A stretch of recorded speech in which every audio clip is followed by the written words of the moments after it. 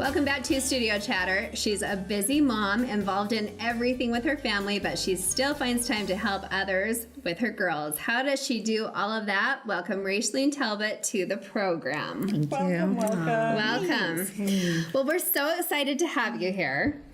We've had both of We your really are. Really. We've had both of your daughters here. In different capacities, as you know. But we've been dying to have you back here because Which just totally floors me. But no. We want to know the secret. We know there's some sort of secret. Okay, so we should explain. Yeah, who we you are. are. Explain, Not everyone knows. No. So we're talking service, but No, I'm saying we should explain who she is and who her daughters are for a start. Okay, explain who her daughters are. We'll go on then. No.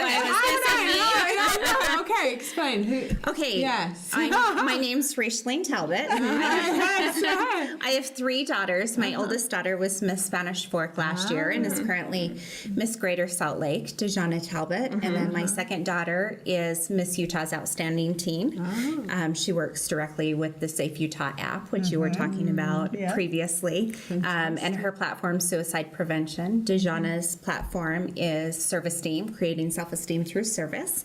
And then I have a younger daughter who will be 14 in January, and her name's Tasia. So a mom of 3 daughters. That's who I am. Fantastic. So how do you do that? How do you, sorry. Go ahead. No. How do you ahead. instill service in your children from like the get-go? So Natasha and I have had several conversations because she has, a daughter, and we have just shared mothering ideas. And I think the basis of where I learned service and how to instill it into my children is from my mother.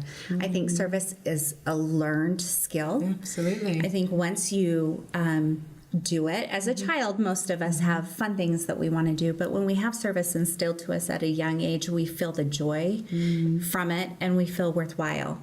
And so that's where I found it, was from my mother. I remember one time I had a really dear friend who was deaf, and it was junior high age, and back then you needed what was called a TDD in order to speak with somebody. You called a phone number, they put their phone on this machine, and it would text and type. That's how you spoke to somebody who was deaf at that point in time. And he was my neighbor, and we had a really great relationship just as friends, but he wasn't able to talk on the phone.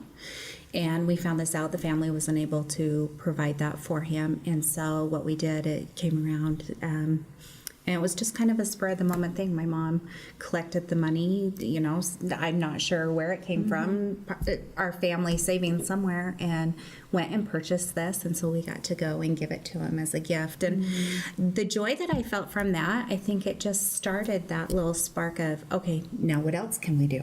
I mean, there's joy that comes from helping others. And so I think that's why I tried to instill it in my daughters at such a young age. Oh, that's wonderful. That's awesome. Yeah, it really is. But there's something, but I don't even know what it is. I'm like, what? But really, what is it? There's something more to that, because I literally, when I call Rach, it's on I don't care if it's on a Sunday afternoon. I'm like, well, what are you doing? Oh, well, we're doing haircuts for the homeless. And when the fires were burning, I'm like, she's at the end of the line and they're serving the firefighters. Or just recently, you were in New York City on the Steve Harvey show because Dejanna had done something amazing with Michael, a boy with autism, and she had stepped in and taken him to the junior prom because somebody had been bullying him. Yeah, which is just, it's funny because we've had these conversations with my girls around the dinner table. My husband started at a very young age, and he would say, do something good for someone today. And then at the dinner table at night, he would say, okay, what'd you do? So it's a return and report almost. Exactly. Look for opportunities. Exactly. Okay. And every day, I mean, service can be grand, it can be huge, or it can be something really small, like seeing somebody drop something and go over and help them pick it up, and hey, hope you have a good day, and send them on their way better. And so that's what his purpose was, is in elementary age, they were taught, look for the friend who needs somebody to sit with them at lunch. Open the door for a teacher as she's carrying stuff that she can't make it through. Make those efforts and it was just instilled at such a young age that it doesn't seem difficult or hard. And so speaking to my girls now, Christmas has kind of been ruined for them, quite frankly, because a couple of years ago we went down to Mexico and we built a home in Mexico for Christmas with Builders Without Borders. And now Christmas comes around and they're like, okay, now what service are we going to do? So once again, we're going down to Mexico in February to do another home building. But it can be the small things or the large things. And I think that's one thing that's so great about service. As she was talking earlier about resiliency, one of the things that service helps reduce is stress, is anger. It gives you hope, and it helps you look outside of yourself. Exactly, it does. It really does give you a purpose. Years ago, when I was working with the youth, and we were seeing a decline in self-esteem, one of the things I was trying to figure out is how do we build self-esteem, in particular in young women. I mean, men as well, but my focus at that point in time was young women. And it said one of the main things to do is service. That when you feel like you have a purpose and you're helping somebody else, you see value in yourself and you see value in the other person. And if you can learn empathy and sympathy, I think it creates a really fantastic human. And that starts from a very, very young age. Kids are born with love and kindness, and sometimes we breed it out of them. I was reading an article the other day, and it was talking about Prince Charles.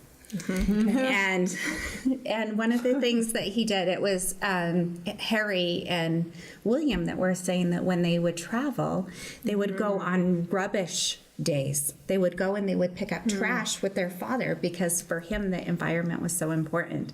And so he said, as a family, I just thought everybody went on holiday and picked up trash. And that's the thing. If you start service now, whatever day it is for your family, you'll find that to them it becomes very normal, and they start seeking ways without really having to think of it. I love that so much, because even those boys of privilege find it so common to go pick up rubbish. And I love, love, love spending time around your girls in particular, because they just don't. They have, I think I was explaining to you this to you before, that they don't see any disabilities. They literally can walk into any old folks' home or see somebody in a wheelchair or somebody with, and they just don't see it, and they just push through, and everybody is completely just completely normal to them. I think I told you my experience as a child with performing at the old folks home was a little bit scary sometimes, because it's, a little frightening or, different. It's unfamiliar to you, and your girls just don't see that. Which is so great with your girls, because like you said, that's been Miss Spanish Fork, Miss Greater Salt Lake, Miss Outstanding Teen. They're beautiful, they're talented, they're sweet, but amazing. They don't have judgment. No. So you've given them this balance. I think you need to write a book. I think it's time. You do. I mean, really. And Steve Harvey called you out of the audience when you were in New York, and he's like, "You're doing a hell of a job, Mom." And you are. I mean, you should. Quite a compliment. Yeah, it was amazing, and it's true. I'm like, you must come and tell us the secret. And in this season of service, I mean, what advice would you give to? So I asked Dejana right before I was coming down here, I said, what's your earliest memory of service? Because she went, I was in charge of my great uncle who had special needs, and so she went with me to the facility starting in a baby carrier. So from a very, very young age, and she said going and visiting Lynn, that was one of her first. It's called Hidden Hollow Care Center in Orem, and it's a special needs residential facility. So going there, she said, but also taking things around during the holidays. That was one of her first bright lights of, okay, we're doing this for a purpose, and this is exciting. Taking and delivering things and leaving it on the door for a family that maybe needed something. Those are the things that your children will remember, the memories. They'll remember the feelings that are created in those little sparks of time.